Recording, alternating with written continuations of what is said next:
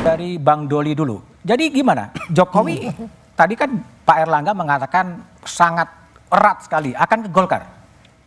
Ya sebenarnya kalau hubungan antara Golkar dengan Pak Jokowi memang selama ini cukup baik, cukup dekat ya. Karena ini adalah konsistensi kami Partai Golkar yang sejak awal di pemilu 2019 itu mengambil posisi sebagai partai pengusung dan pendukung Pak Jokowi. Dan kita selama 5 tahun ini konsisten memberikan dukungan dan mengawal kebijakan-kebijakan pemerintahan Jokowi dan Pak Ma'ruf Amin gitu. Jadi hubungannya sangat dekat. Cuma sebelum itu ya, maksud saya begini, ini saya kira juga harus kita luruskan ya. Akhir-akhir ini kan banyak sekali yang ya katakanlah memojok-mojokkan Pak Jokowi ya.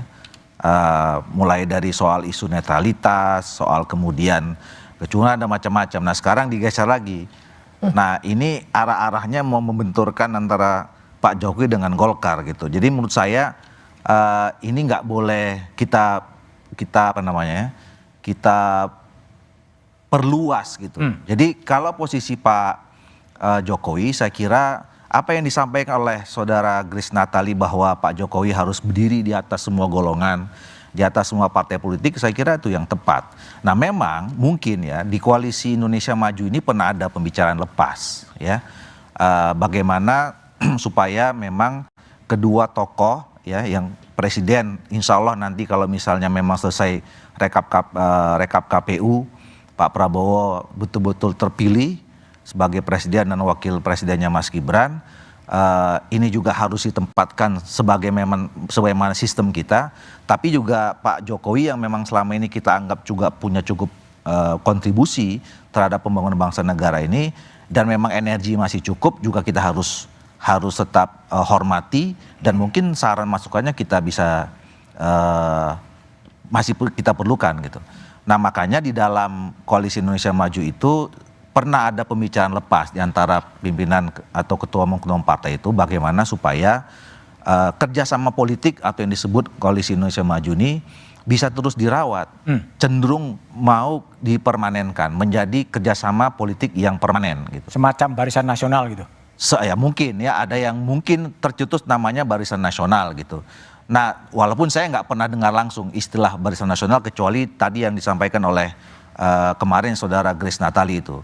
Nah ini penting karena kami menganggap bahwa apa yang disampaikan oleh Pak Prabowo itu dan juga Mas Gibran ini kan visinya visi besar. Turunannya program-program yang banyak dan besar-besar juga programnya. Jadi 5 tahun ini untuk menjalankan program yang cukup besar itu tentu butuh situasi yang kondusif, butuh stabilitas politik. Di stabilitas politik di parlemen maupun di pemerintahan. Nah kalau misalnya koalisi yang selama ini cukup solid bisa dirawat, ini akan menjadi modal politik yang cukup.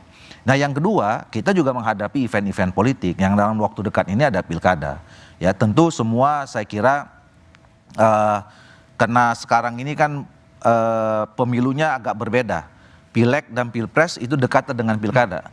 Jadi chemistry yang terjadi di koalisi pilpres itu pasti akan menjadi modal pembicaraan di pilkada.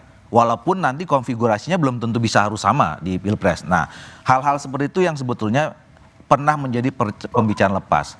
Bahwa kemudian nanti formatnya seperti apa, apakah dijadikan organisasi resmi, apakah kemudian ada ketuanya, ada wakil ketuanya, siapa jadi ketuanya, itu belum sampai pembicaraan gitu.